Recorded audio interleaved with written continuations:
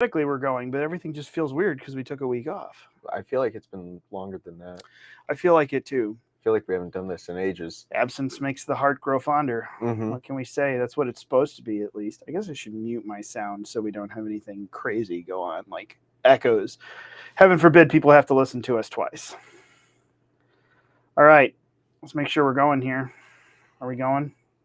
Are we going? We got notes. We have books. We have books. More than usual. Books and notes more than usual. There we go. We're live. YouTube, Rumble, Twitter. Oh boy. All right. We're going to go.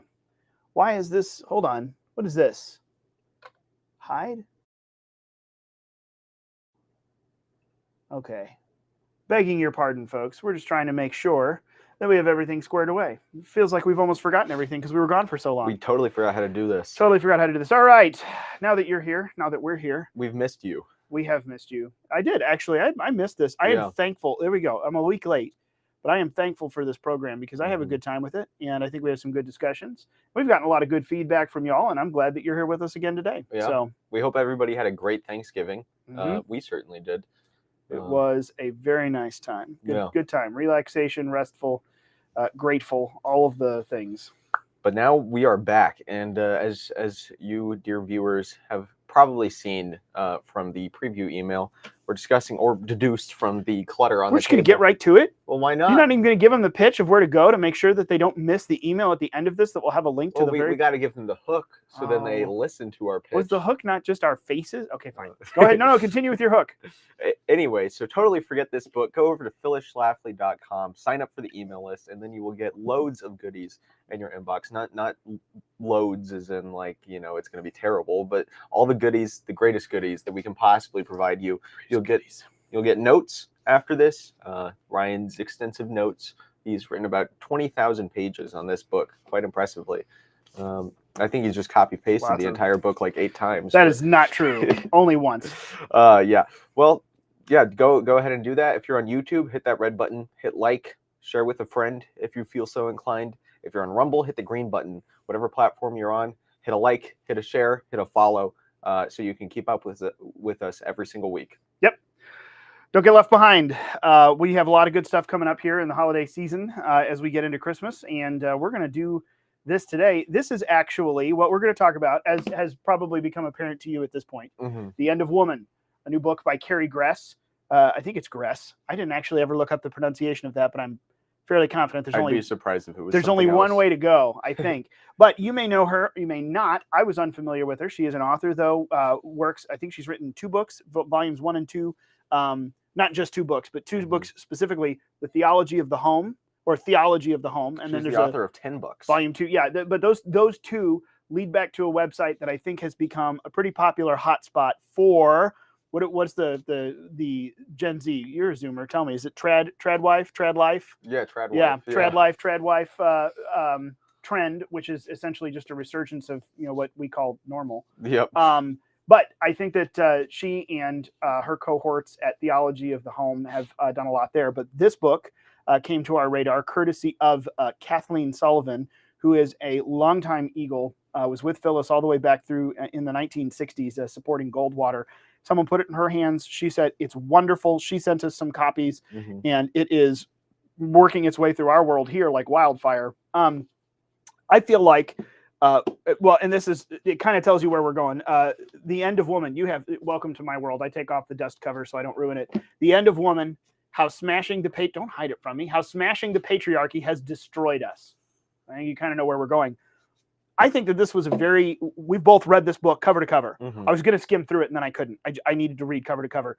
This is a really interesting dovetail off of our reading of and discussions about Josh Hawley's book, Manhood. I think that these are 2 sides of the same coin, the discussion to be had. Where are we? Why are we here? How the heck did we get here? And what do we do about it? These books are very interesting. And this one, I think especially, was just awesome. So I got a lot of notes to dive into, but I mean, essentially she, like she says in the subtitle there, we're picking apart, the feminist feminist design of smashing the patriarchy and what it's actually done to not just women, but everyone, women and men in America, Right. and traces the roots all the way back to the beginning and says, stop saying that, oh, the original women's rights movements and the right to vote, these were fine. Then it got co-opted in the 60s with the sexual revolution. No, back to the beginning, Carrie Right. Gress says, this is rooted in anti-church, anti-Western values, Christianity, period. The deconstruction of society as it functions, exclusively as it functions. So she dove into it, and man, did she. Yep. Yeah. And I learned a lot that I did not know. I mean, you would think that working with the Phyllis Schlafly Eagles, you would know everything there is to know about your enemy of the feminist movement. But there were things in here that just absolutely surprised me, things I'd never heard of before. And there's a lot of those to dive into, some of which I think will shock you, because it certainly shocked me. Yeah. But I get.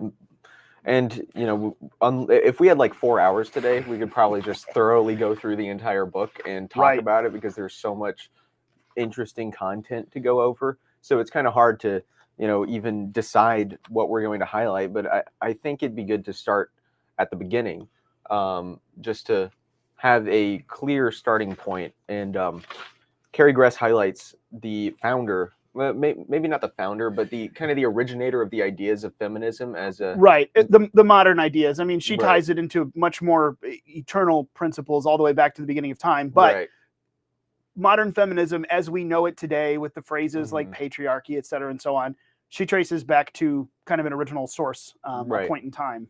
Right. It was at the point, the French Revolution, which was hot off the heels of the Enlightenment, which privileged rationality above everything else, especially any kind of faith in God, country, or family. And that's kind of the roots of the deconstruction that we see today, going back to, okay, well, we can just think about things really hard, and we can understand them using logic and reason and words, and trying to get to the bottom of things.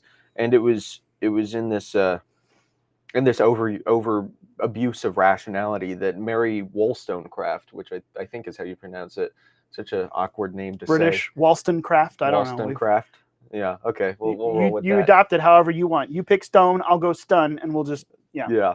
But she was essentially the intellectual child of the French Revolution in some ways, picking up these ideas as the revolutionaries in France destroyed every single structure that existed, including, the monarchy and the church structure and the 12-month structure of the year and 24-hour structure of the day, trying to make everything completely new. She noticed, okay, there's one structure that I don't really like, and that's male domination of all hierarchies everywhere. And her idea was, okay, well, what if we just do away with that? And that kicks off the threat of rationality or rationalism based on the Enlightenment that still runs to today through the feminist movement. Right. That's really the first time pen was put to paper. As you said, these are much older ideas, and maybe a better way of putting it would be much older feelings that have been expressed in some ways that influence feminism today. But she's the one who first started to formalize it and make it a thing. And I mean, that's, the reality is there's a long story, and I kind of, she broke this into 4 parts, and I think did a very good job kind of pulling those together. But really what the author does in this book is take you from the origination of those ideas, 1792, Wollstonecraft's first book. I could go through the whole thing, but you need to get the book, which that'll be there, in the notes, which is why you need to be on the email list. But her original book, The Vindication of the Rights of Women, you see that kind of move through its growth here and there, and it gets picked up different things. And these same folks who are looking to deconstruct these certain sections of society, which really, as Carrie Gress points out throughout the entire thing, it's not that anyone actually had a good reason to look at society and say, this is bad, this doesn't work for society. It is mostly people who were hurt, abandoned, abused, selfish, fill in the blank. They wanted a justification for why they could do something different than the societal norm. And we have built a philosophy around that. And those folks, along the way through the 19th century, intersect with the upcoming socialists, the communists, Marx and Engels and their ilk. And these things intertwine into this disgusting new Mm-hmm. behemoth of modern feminism that we see really come forward into the 20th century. Right. And she marches through the historical chronology of that very well, which I got to say, most historical books, which I'm a nerd, I'm a fan of Mm-hmm. historical books. It's kind of the good old fashioned, why use two words when 20,000 will do? Mm-hmm. So you get bogged and mired down. Yeah. We're Byred. I'm going to run with that. Byred Byred. down. You get bogged down, mired down in this just like rabbit trail after rabbit trail as you move through hundreds of years of history and put all the Mm-hmm. connections together. She does an excellent job telling you what you need to know, but also pulling out the pertinent part of it and moving forward. Mm-hmm. Very good writing. But she does that. Brings us up to the 20th century where you start hitting names like Betty Friedan and what is it? Gloria Steinem. Gloria Steinem, Simone de Beauvoir. Mm-hmm. De Beauvoir. I can do French things. Yeah. See, I'm from St. Louis, but I know how to pronounce French. I know how to pronounce French names correctly on occasion when we so choose. Not Saint Louis. You're not a born and bred Saint Louis. You're not a born and bred St. Louis, and so you can't quite.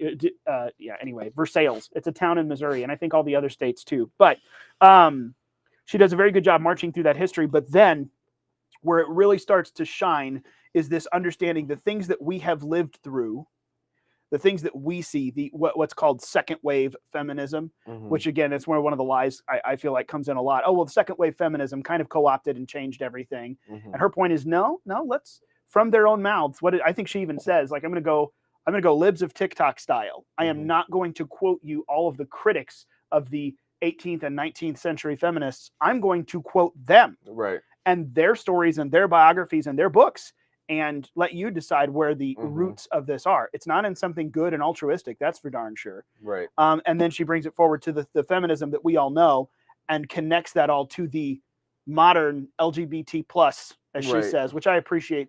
I'm not going to use the actual acronym, but I'll go ahead and throw the plus on there because y'all have made a mess of it all. Mm-hmm. How we equate all of these historical points into the 20th century and then the 20th century LGBT craze that we Mm-hmm. live in. She does an incredible job marching through all of that. I don't think we need to unpack it all, but it really leads us to a few very interesting Mm-hmm. touch points of where we are, what's wrong, and how we need to fix it, which is, of course, everyone wants to know, and I mean, we're only a few minutes in here. I can't just say, 12 minutes in, I can't just say how we fix it, but Yeah. she, that's where we're marching to. She actually gives an answer on this, and a good one at that. Mm-hmm. Yeah. Well, I think that one of the most shocking things that I found in this book is looking at the early feminists, the suffragettes in the early 20th century, like Susan B. Anthony, or is that the right one? Who's the Mm-hmm. Yeah, the OGs of the feminist movement that were just like, we want to vote. The suffragettes. Yeah, the suffragettes. And if you were educated in American public school like me, or probably any school curriculum these days, you see these people as just some of the saints of American history, some of the unquestionable, most wonderful people that you will find. And, sitting up there in the grand hall of our American heroes from George Washington to MLK, all these great people that our history books like to prop up. And some for very good reason. But a lot of the times in high school or middle school history classes, they'll gloss over some things like the occult roots of feminism, Mm-hmm. which I did not see coming when I was reading this book. I was like, holy cow, what is going on here? What do you think about that, Ryan? The occultists. Well, I mean, it doesn't really surprise me because, and again, like we're summarizing, so I don't feel, I'm going to try to not just give away everything, because at the end of the day, like my personal opinion, my takeaway, Mm-hmm. you need to get this book. Go to the library, go buy it. Don't use Amazon, but get it another way. Mm-hmm. Any other way is fine. Go to the library and borrow it. Go somewhere and buy it. Get the audiobook. Get the audiobook from your library. That's the thing now. Get this Mm-hmm. and read it or listen to it. You need to. I think it's incredibly important. So I don't want to give away everything, but I do want to talk about I think the very interesting thing that's overarching is that doesn't surprise me, because as we know about second wave, quote unquote, I'll call it 20th century, because I don't believe there's multiple waves. I believe Right. it's all the same thing. She's convinced me of that. I already Yeah. knew it, but now she's really convinced me. I think that the 20th century version of feminism we've now known is just interlocked with the sexual revolution Mm-hmm. in the United States, the 1960s.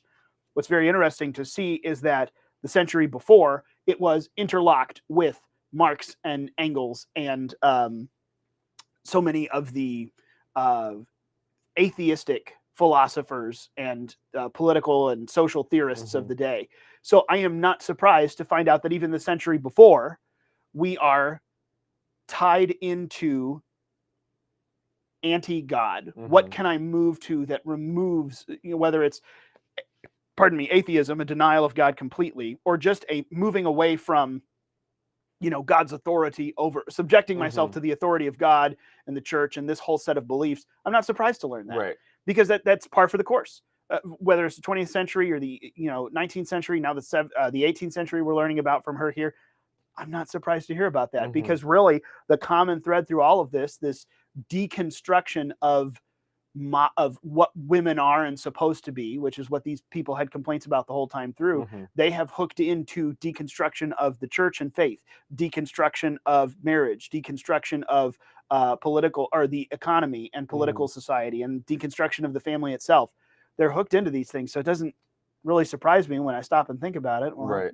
that actually makes sense. I'd never thought about it, but wow, that's about right. So, and I have a little passage here that I think it's only a couple lines.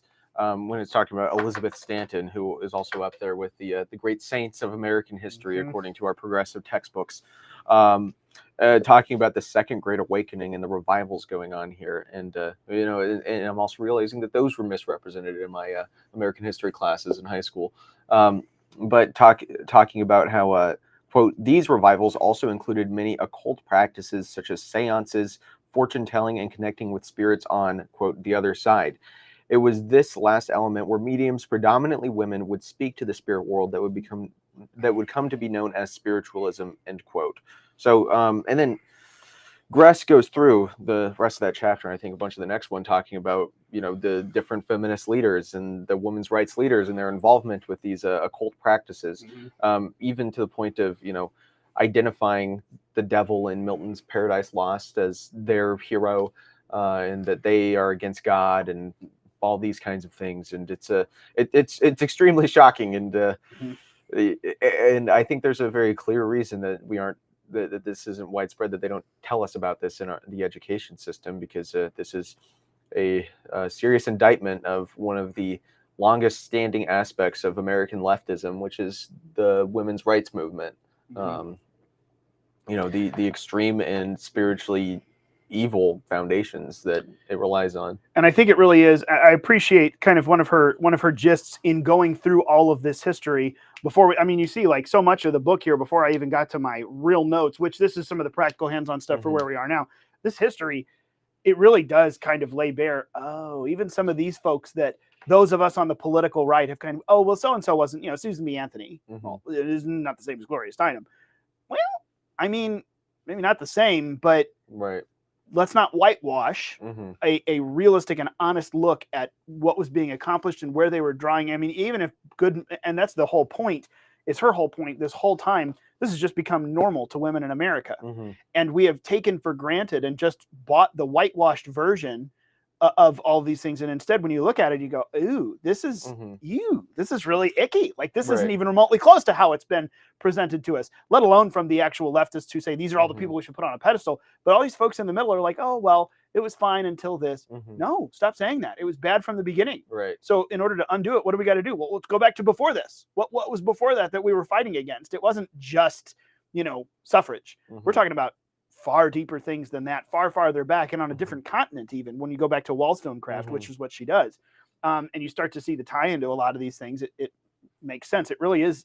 It's deconstructionism to the core, getting rid of social and cultural and spiritual mores in society. Right. The desire to eliminate differences and make everything the same, because it's because, as you were describing earlier, a lot of the characters, these historical characters, have some sort of negative experience that kind of motivates them, and I think that points to leftist psychology in general, that there's some sort of negative experience, rather through no fault of their own or completely through their fault, but regardless, it makes them bitter and resentful, which is a willful decision in the face of misfortune to become resentful.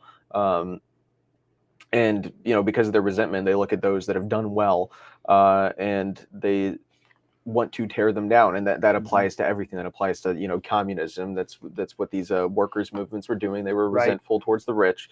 You see that through like radical racial movements like BLM. They have, you know, come up with these fake reasons to be upset, and there's people like pushing reasons on them that they're upset, like, oh, look at this systemic racism and white supremacy, you know, and making it look a certain way to make these people resentful. And that's the same thing that's happening here.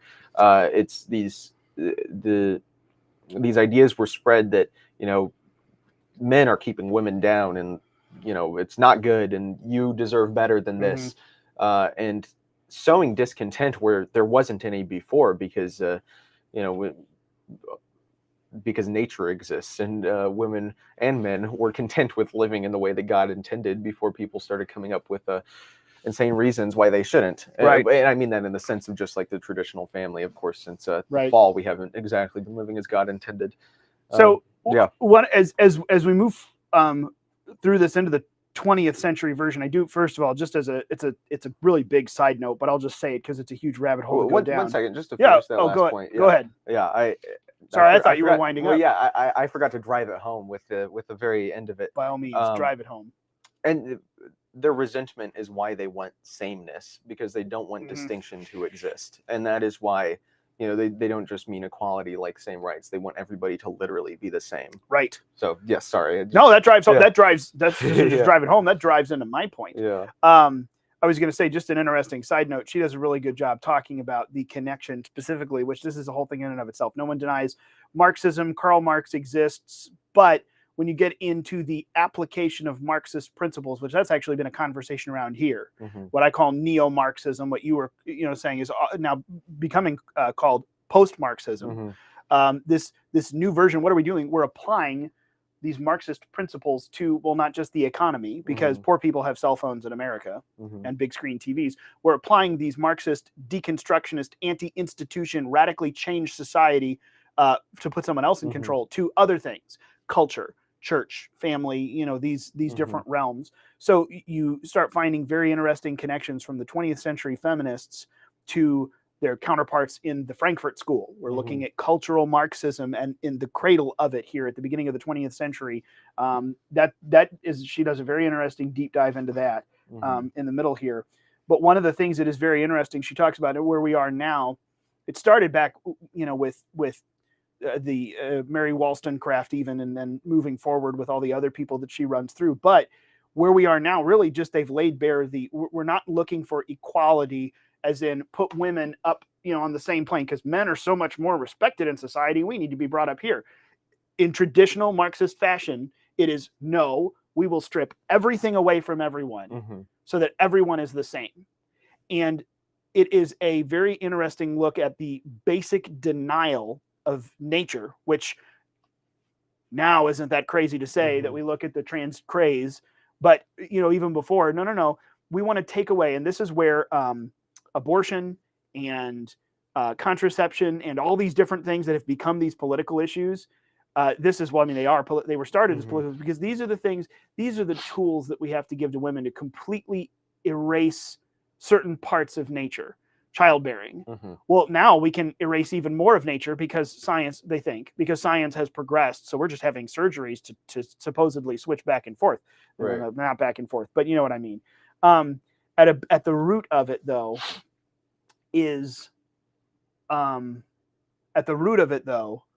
I see questions coming in over here, and I'm not getting distracted yet because there's some interesting ones. At the root of it, though, is this feminist push to strip away all of the things that make both women and men unique and valuable, and it is all in this search for increased value, but it's not. We're going to take value. That's bottom line. We're going to take value away from everyone, right? So that everyone's equal. That's crap. That's a huge load of crap. But that's what Marxism does. Right. It really is like this feminism. It's just an offshoot of Marxism at this point.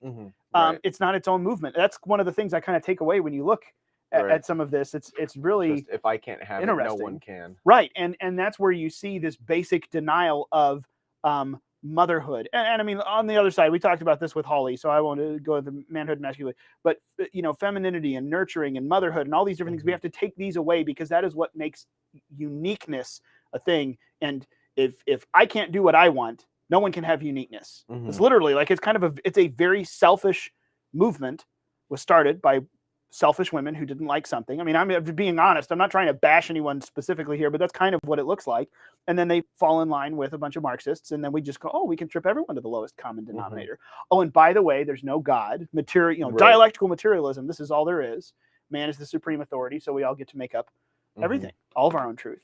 It's very untidy and unelegant, this women's movement, when you dig down into it, and it gets into the 20th century and smashing the patriarchy. Right.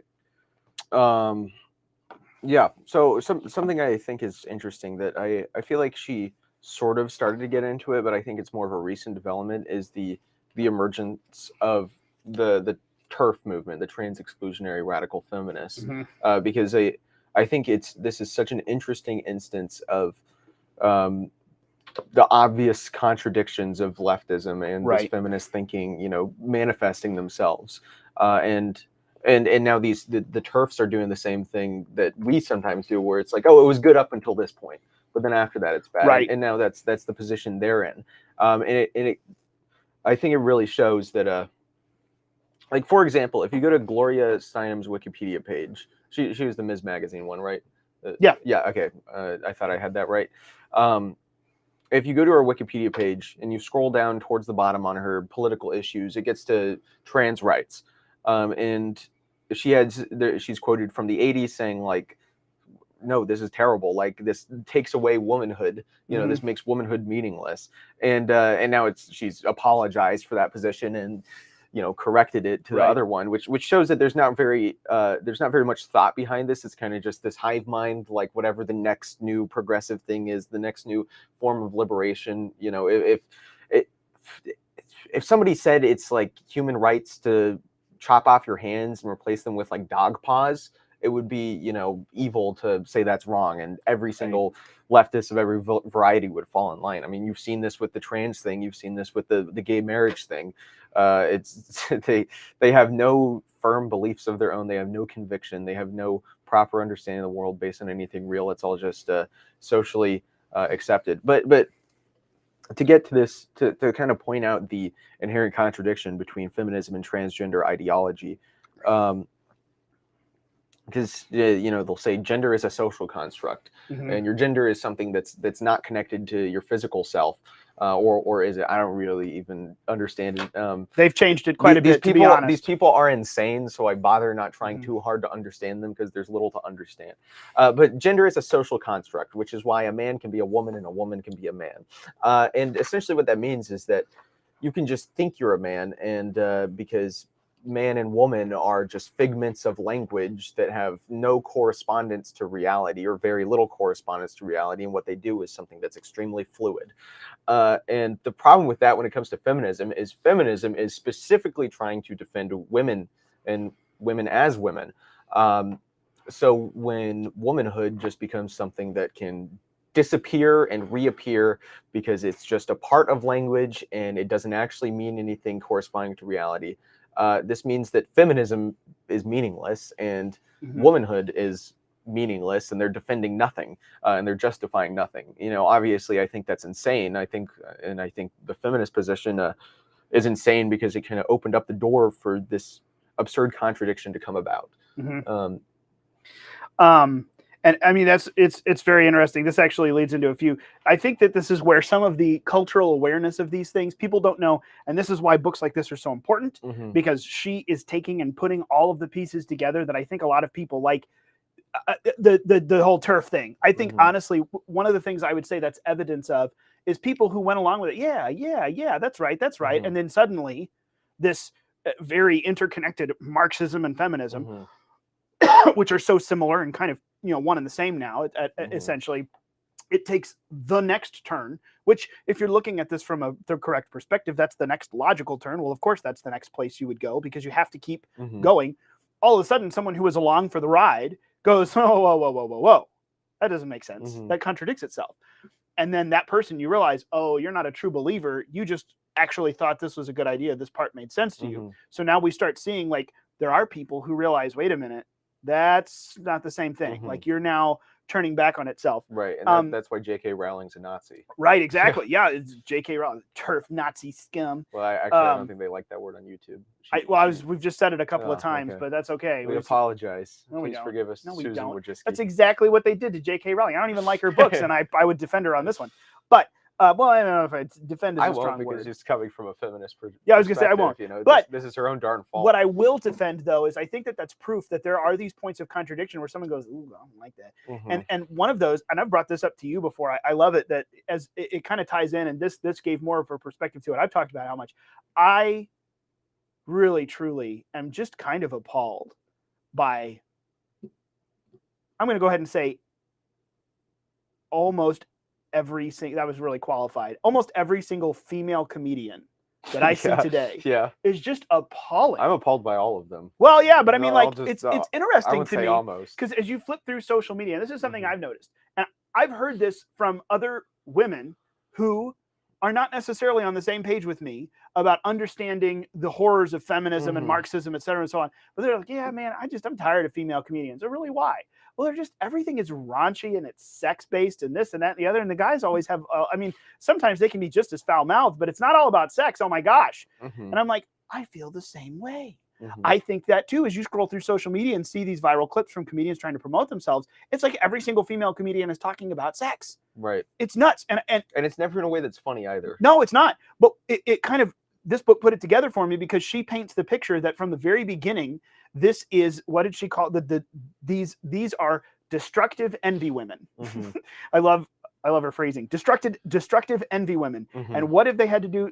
The destructive envy that women have toward men can be boiled down to the simple terms: we hate you, but we want to become everything you are. Right. So it's like, oh, well, it makes sense. We have had to pursue, well, if we have to strip out the differences and we're not trying to bring ourselves up to the level of good men, we want to be like men, but we always have these tropes of men that we hate that are like the nasty world of mad men, which is what they always like to point to. So we can make ourselves like them. What? Like, you're going to try to make yourself the lowest common denominator. You're turning yourself, you know, sociologically speaking, into the men that you hate. Right. You're becoming that.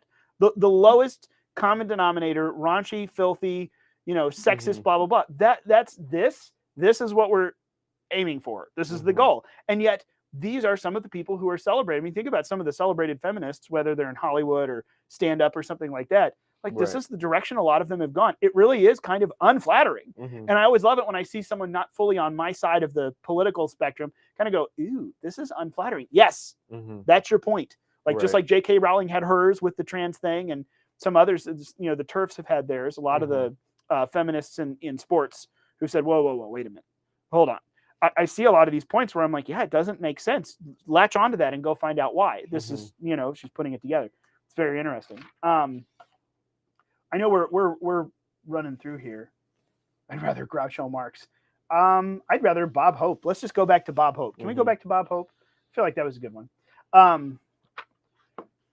want to tie this into a couple of quick things, and I've got my notes here. What else did you want to cover from this? Because again, we are not summarizing, but having a discussion and tying in from this book that you should get and read in its entirety. I mean, I hit the parts that I thought were most interesting. Okay. I feel like we could go on for another hour. We could, and that's the thing. I'm looking at these notes going, oh my gosh, we don't have time for this.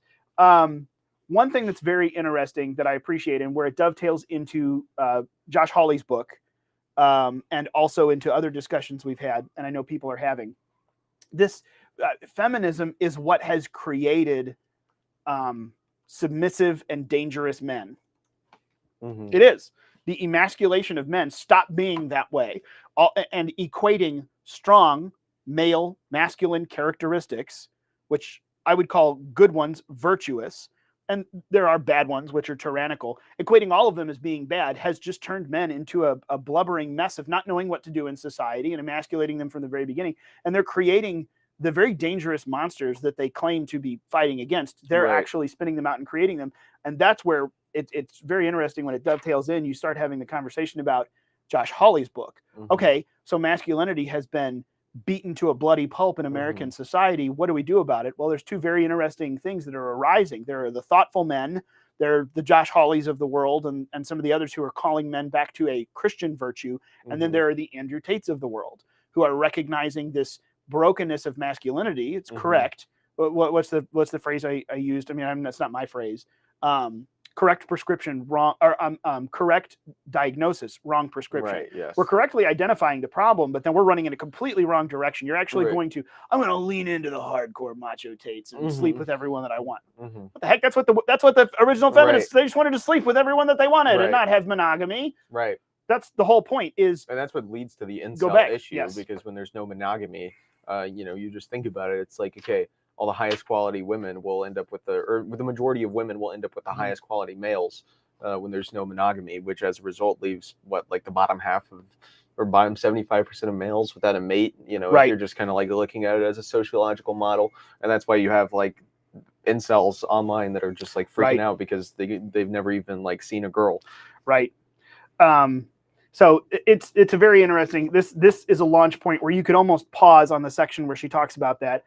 Like, go read Josh Hawley's book, come back and finish this book. It kind of dovetails in very interestingly. But there's a really, and I guess I just like, we could go on and on and on about the different things. But by the way, this is my bookmark here.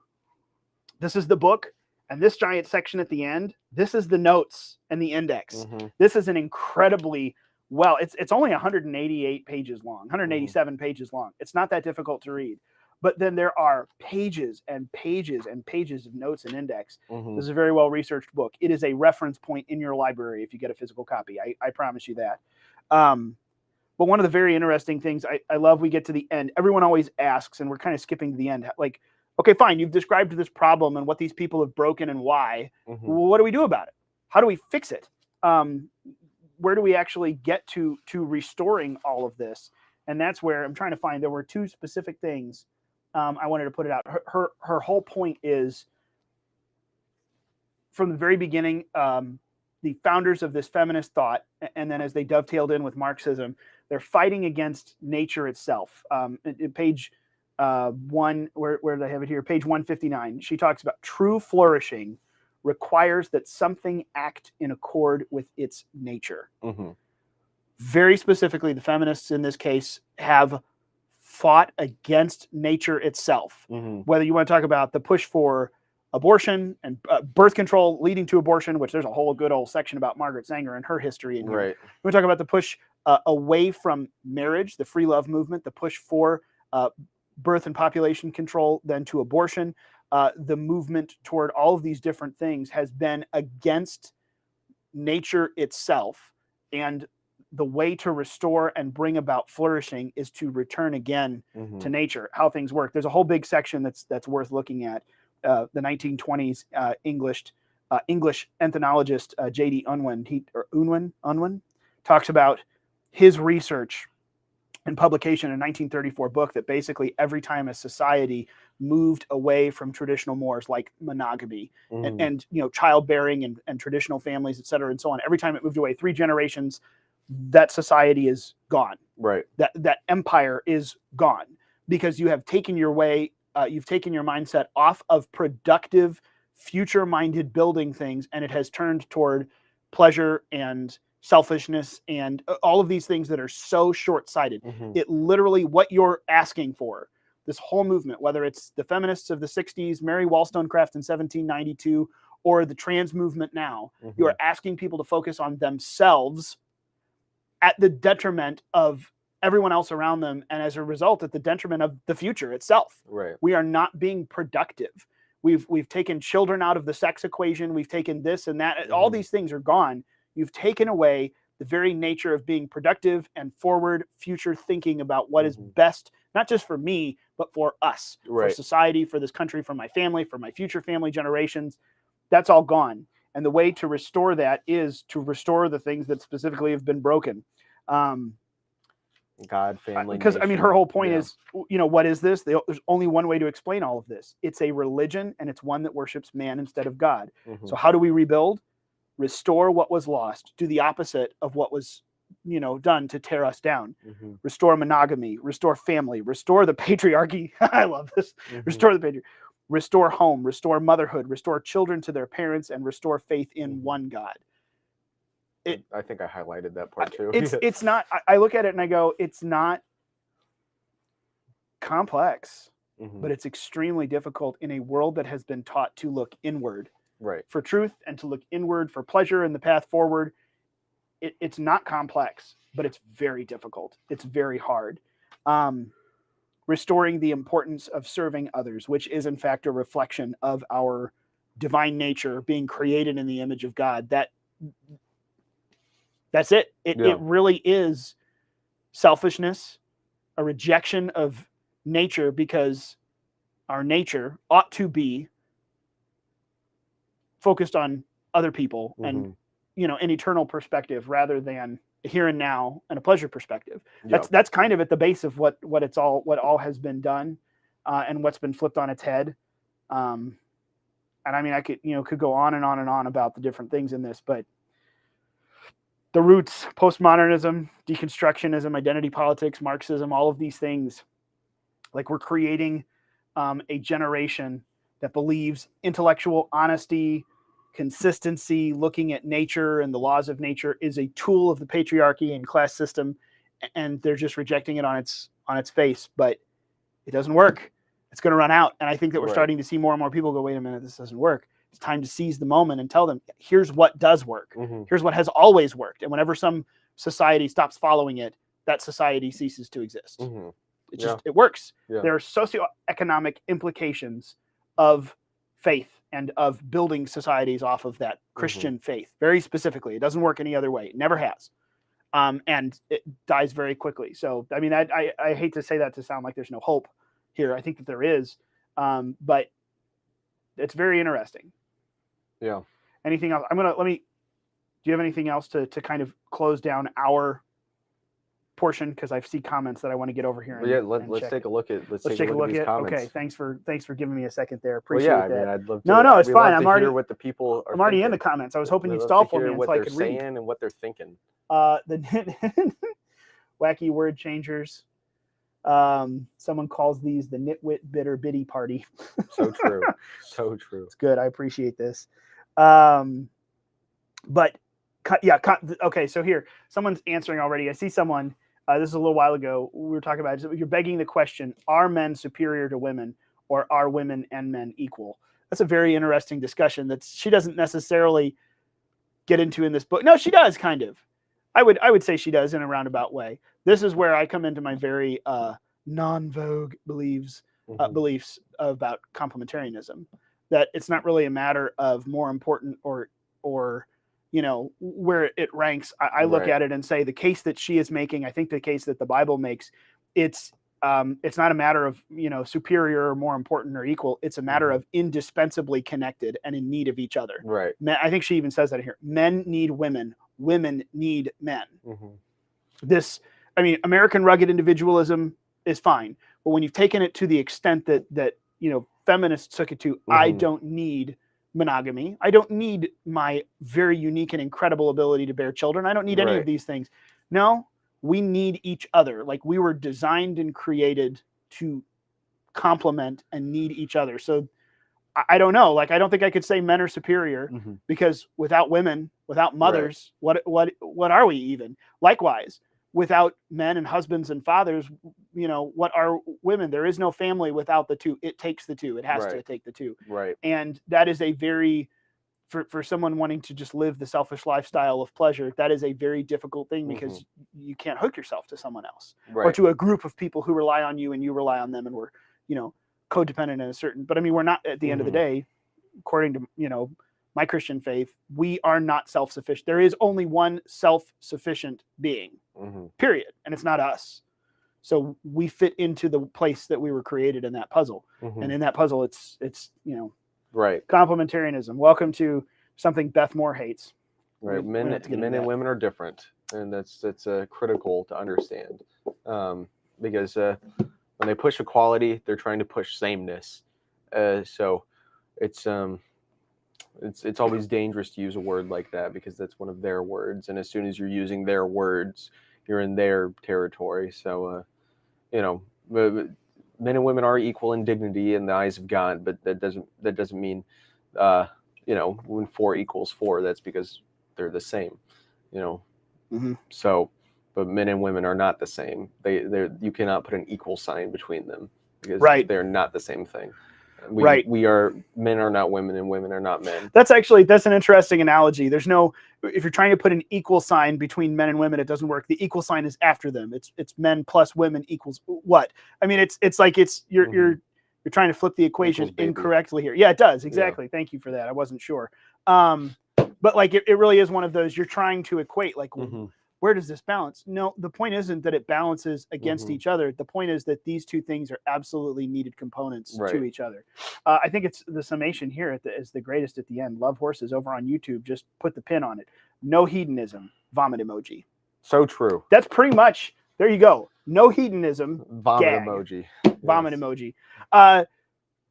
I tell you what, we'll close it down here because this is one of our longer caucuses. The End of Woman, Carrie Gress. We're going to put some links. Go get the book. He has the cover version. Go get the book. You should. If anyone wants to sponsor this from Renuary Publishing, let us know. We would love to help. No, sponsors are welcome. But I think that there are because we have glossed over, like, what did we spend about the last 3 or 4 weeks reading this book? Yeah. Like, not all day, every day, but it took us a little while. We took our time with it. Holy cow. We have compacted a lot of information into one little 45-minute segment. So if there are offshoots of this, whether it's one of the historical components, or whether it is one of the ones now, one of the philosophical ongoing components, let us know. I think that there's content that we could break out and talk about. Kind of like when we did the Josh Hawley book, Manhood. It was one of those. This may be a series. There may be other parts of this that we want to talk about, going down this road more in depth. I think that this has as many, if not more, possibilities, particularly here at Phyllis Schlafly's organization, feminism. I think, and that's when I'm going to go out on a limb. I don't think it's much of a limb. It's a pretty strong one. I think Phyllis Schlafly would have been wildly impressed, not just with the content here, but with the writing of this book, because she is a phenomenal writer, an absolutely incredible author, gifted. Very gifted. I think that Phyllis Schlafly would be incredibly proud of this work and would want people to read it. And I know I didn't know her as long as some others around here, so hopefully no one contradicts me, but I think that that's spot on. But there's a lot we could go into, so let us know. Is there something we touched on, or you go grab the book or the audio book and listen and read? Tell us if there's something we should touch on, because I think that there's a lot of stuff we could springboard into, and there are conversations that are relevant and that matter, and that we're trying to do something about. Again, to her point, so how do we fix it? Well, here's what to restore. Now, there's a lot behind that one word, but there you go. So we love to hear from y'all. So please do reach out and make sure you're on that email list, because you're going to get a link to this book. You won't have to Google it if you get on that email list, and that'll make things a lot easier. Someone on Rumble reminds me too that we do have Eagle Council every year, and we always have a lot of good authors. So this might be one that we try to do, and this may be another good reason. If this is super interesting to you, we might try to get her at Eagle Council. I mean, I'm speaking out of turn there. Obviously, I'm not the one in charge of all of that, but that may be another reason that you want to come and see us in person. And next September, here in St. Louis, I think is the plan. You might want to come to the council, because we may have Carrie. You never know. Yeah. You never know. That's it. Thanks so much for joining us, y'all. That's it. Like, we haven't just gone through a hunk of information.